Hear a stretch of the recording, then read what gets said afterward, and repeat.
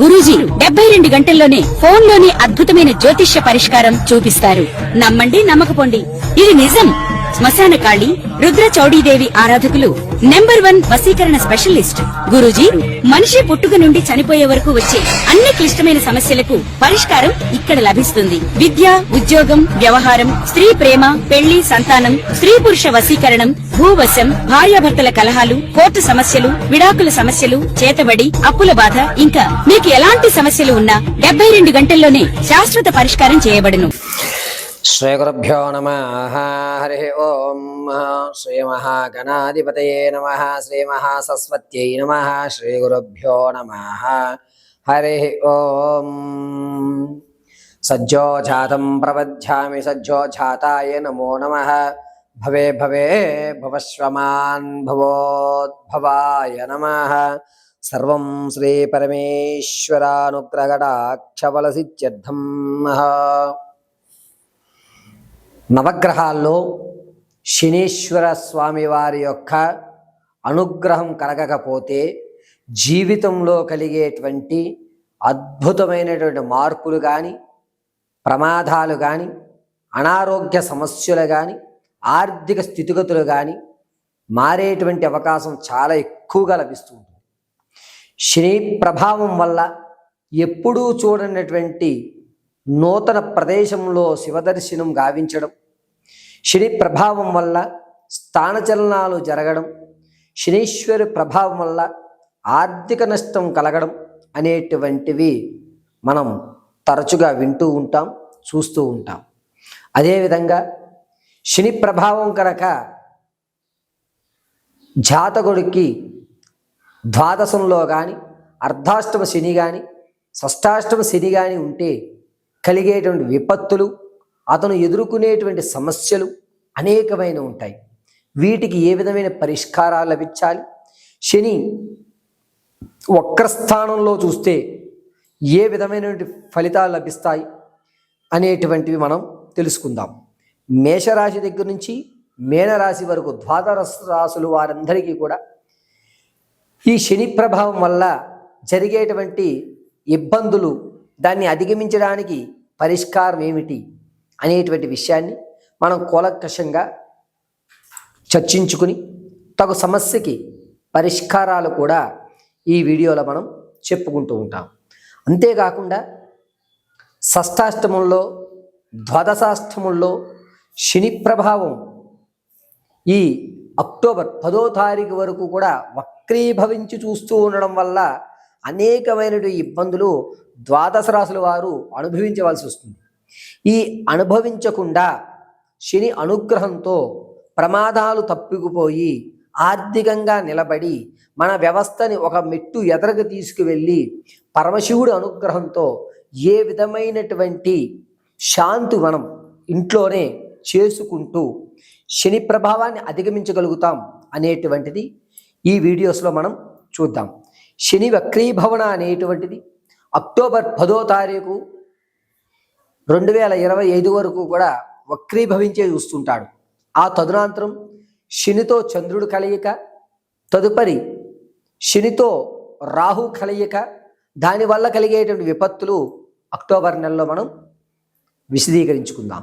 ప్రస్తుతానికి శని వక్రీభవన స్థానం, దానివల్ల ద్వాదశ రాశుల వారికి జరిగేటువంటి ఫలితాలు, ఆ ఫలితాలు శుభసూచికమా అశుభసూచికమా, శుభమైతే ఆ శుభసూచికంలో మనం ఏ విధంగా ప్రవర్తించాలి అనేటువంటి విషయం ఇప్పుడు మీకు వివరించడం జరుగుతుంది.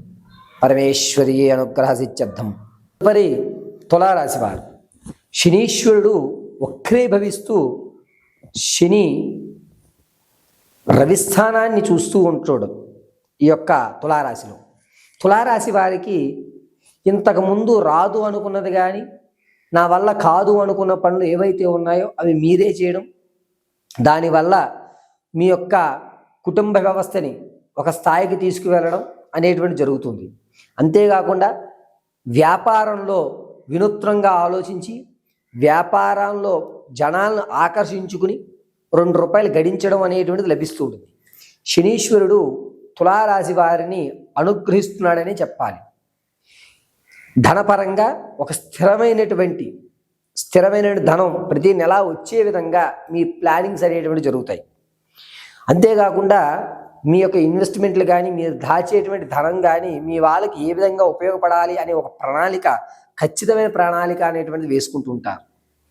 ఆరోగ్యపరంగా కూడా మంచి వ్యవస్థ నడుస్తుంది. ఎప్పుడు ఉండేదే, ఇలాగే ఉండకూడదు, మనం మారిపోవాలి, నేను ఎప్పుడు మంచం మీదే ఉండకూడదు నేను అని మీలో మీరే రియలైజ్ అయ్యి ఆరోగ్యాన్ని కూడా కాస్త పక్కగా పెట్టి మనోస్థైర్యంతో ముందుకు వేయడం అనేటువంటి తులారాశి వారికి నడుస్తూ ఉంటుంది. ఆగస్టు 28 దగ్గర నుంచి మీ యొక్క మైండ్లో పాజిటివ్ ఎనర్జీ అనేటువంటిది లభిస్తుంది. దీనివల్ల మనోస్థైర్యం పెరిగి ఉన్నతమైన స్థితిగతుల్లోకి మీరు వెళ్ళడానికి, పునాదులు అంచెలంచెలుగా వేసుకోవడానికి ఈ శనీశ్వరుడు దోహదం చేస్తూ ఉంటాడు. ఎప్పటి నుంచో కొనుగోలు చేద్దాం అనుకుంటుంది కానీ మీకు ఇష్టమైనటువంటిది కానీ ఏదైతే ఉందో దాన్ని ఖచ్చితంగా సెప్టెంబర్ 4లో మీ చేతులు అందిపుచ్చుకుంటారు.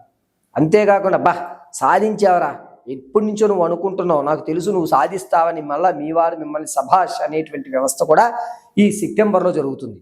తులారాశి వారికి శని వక్రీభవిస్తూ ఉండడం వల్ల, అందులోనూ చంద్రుడిని మూల త్రికోణ యుక్తంలో చూస్తూ ఉండడం వల్ల ఈ రాశి వారికి అనూహ్యంగా ఆనందంగా ఉండేటువంటి అవకాశాలు ఎక్కువ కనబడుతుంటాయి.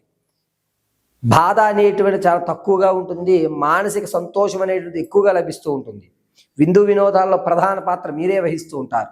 రాజకీయాల్లో ఉన్న వారికి మెలకువలు చాతుర్యత నేర్పేటువంటి గురువు పూర్తిగా మీకు ఆ పట్టాన్ని అప్పచెప్పి ఇంకా నువ్వే చూడి వ్యవస్థ అంతా అని చెప్పి మీ చేతిలో మొత్తం రాజ్యాన్ని అంతటి కూడా ఏర్పాటు చేసేటువంటి అవకాశం ఈ రాశి వారికి లభిస్తూ ఉంటుంది, తులారాశి వారికి. అంతేకాకుండా భార్యాభర్తల మధ్య అన్యోన్యత కొంచెం తగ్గినా కూడా ఇరువురు ఒక మాట మీదే ఉంటారు. విషయాన్ని వ్యవస్థని సావధానంగా చాప కింద నీరులా ప్రవేశిస్తూ ఉంటారు. ఆడవారు ఇంతకుముందు మీరు కొనుగోలు చేసిన స్థిరాస్తిని ఒకదాన్ని అమ్మి దాని నుంచి వచ్చేటువంటి ధనాన్ని పొలం కొనడానికి మళ్ళీ ఉపయోగిస్తూ ఉంటారు. చరాస్తి ఏదైతే ఉందో ఆ చరాస్తి అనేటువంటిది పూర్తిగా తొలగిపోయి స్థిరాస్తికి దోహదం చేసేటువంటి అవకాశం ఏర్పడుతూ ఉంటుంది. తులారాశి వారికి ఉన్నతంగా ఆలోచించేటువంటి విధానం ఉంటుంది. ఆరోగ్యం ఎప్పుడు అలాగే ఉంటుంది కదా, ఏం కాదులే అనుకుంటూ వెళ్తుంటారు. ప్రతి సోమవారం రోజున రుద్రాభిషేకం చేసుకోవడం, శనివారం రోజున కొబ్బరి నూనెతో, నువ్వులు కొబ్బరి నూనె వీటి రెండిటితోటి శనీశ్వరుడికి అభిషేకం చేయడం చాలా మంచిది. నల్ల వస్త్రాన్ని ప్రతి బుధవారం రోజున నల్లటి వస్త్రాన్ని బ్రాహ్మడికి దానం చేయండి. అది పంచి కానీ లేదంటే కనుక కండువాలంటిది కానీ టవల్స్ లాంటిది ఏదన్నా సరే ప్రతి బుధవారము నల్ల వస్త్రము దానం చేయండి. ఇలా చేయడం వల్ల తులారాశి వారికి అద్భుతమైన ఆలోచనలు ఆచరణలోకి వచ్చేటువంటి అవకాశం లభిస్తూ ఉంటుంది.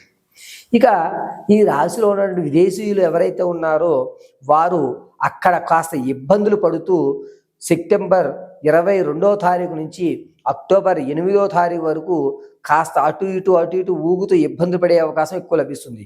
కానీ తిరిగి వచ్చేటువంటి అవకాశం ఎక్కడా లేదు.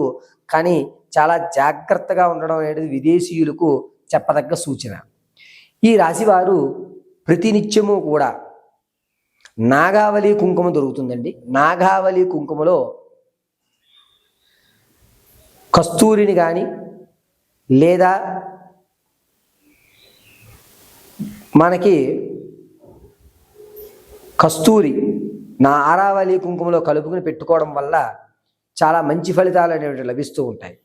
ప్రతినిత్యము కూడా వీరి యొక్క కులదేవతకి ఆరాధన చేయడం, కులదేవతకి నమస్కారం చేసుకుని ఒక పుష్పం సమర్పించడం వల్ల మీ యొక్క స్థితిగతులు ఏవైతే ఉన్నాయో ఆ స్థితిగతులు మారేటువంటి అవకాశం లభిస్తూ ఉంటుంది.